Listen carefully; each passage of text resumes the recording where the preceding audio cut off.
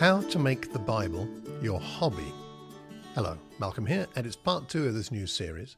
Today, do some digging in Quiet Time Coaching, episode 556. So we're exploring how to approach our Bible study more like a hobby and how and why that can make all the difference to being consistent and enjoying it and, well, hearing God speak to us through it.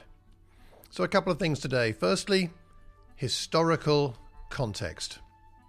Historical context, diving into understanding the historical context of what you're reading, is a big part of enjoying our Bible study. It's one thing to know a verse in the Bible, but it's quite another thing to understand it in its historical and cultural context. Our enjoyment of Scripture is directly connected to our understanding of its background. It's the difference between 2D and 3D, or even virtual reality.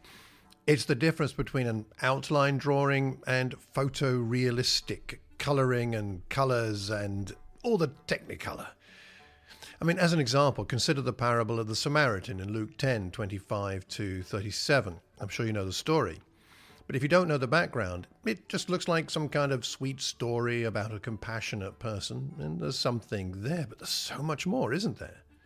When you understand the historical background, the long-standing animosity between Jews and Samaritans and all that goes into that, well, then the parable takes on an entirely different hue. Not only that, but I think it makes the point that Jesus is trying to bring to his hearers much clearer.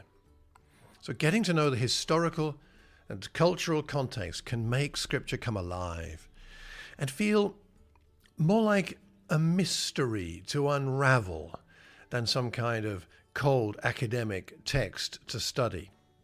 By the way, my tip here is to get a good Bible dictionary. That can help you with your digging. And in the show notes, I've put a link to some good examples from IVP, InterVarsity Press. There are plenty out there, but there's a whole series there you can have a look at. Just click the link that's in the show notes. But along with the historical context, the second thing I want to talk about today is investigating themes and connections. Because the Scriptures are not a collection of standalone verses or isolated stories, are they? They're all connected to God's big story. For example, some people think that grace is a New Testament idea, but it's not. It's all over the Old Testament if you know where to look, if you look for the theme, the connections. Again, the book of Acts is inspiring, but it only makes sense when connected to the Gospels. Tracing threads across the Gospels and into Acts brings a richness to the book of Acts. I mean, Revelation is much more inspiring when comparing it with the first few chapters of Genesis. Putting those two things together brings so much more depth and vibrancy to our Bible study and our Bible reading. Or take the theme of shalom, of peace, tracing the existence of shalom in the garden, then how it was disrupted in the fall, offered to Israel through the law and the covenants, prophesied by the prophets, revealed by Jesus, lived by the Christian community, and anticipated in Revelation is, well, it's so much a more interesting and exciting Bible study. So studying themes and connections helps Scripture become more than just a collection of individual verses. It becomes a powerful, compelling story, drawing you deeper into the heart of God.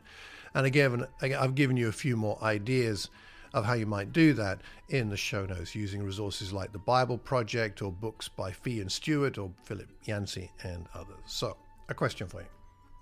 How do you feel about studying themes and looking into the historical background? Does it feel academic and dull? What would help you to feel excited about these ideas? So why not take some time to think about the hobbies that you enjoy and what it is about them that attracts you to them, and whether you can see any relevance for your own Bible study, some applications for you personally. Next week, I've got some more ideas. I've got some more ideas for inspiration to help us to make the Bible our hobby. Let me know if you're finding these thoughts helpful, or if you have your own suggestions as to how we can really enjoy the Bible as a great treat given us by God. Till then, take care and God bless.